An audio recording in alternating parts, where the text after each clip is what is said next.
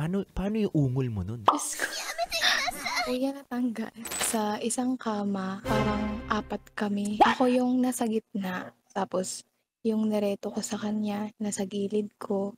Mhm. Tapos, meron naman akong classmate na nakahiga sa paanan namin. So, kapag gumalaw kayo, daman-dama nila yun. Paano yung ungol mo nun? Diyos ko.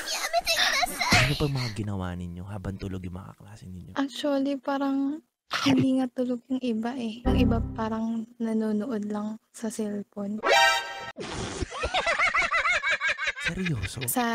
Oo, sa kabilang kama kasi 2 beds yun. Tapos meron akong classmates doon na parang tumingin pa siya sa amin na, "Uy, matulog na kayo." Parang gano'n. Binaba niya yung short ko tapos yung sa kanya din. Tapos yun nga habang may nangyari, yung nasa paanan naman namin, parang nakatantay kasi yung paa ko dun sa classmates ko na natutulog sa paanan namin. Tapos same din yung sa kanya.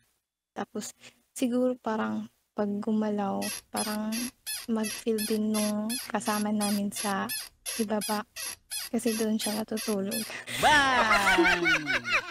So gaano katagal nyo ginawa ito? Madali lang pero naka 2 rounds. Sarap manood ng radyo, no? Ginawa mo na talagang bisyo ang panonood sa amin, no? Umabot ka na rito eh. Huy!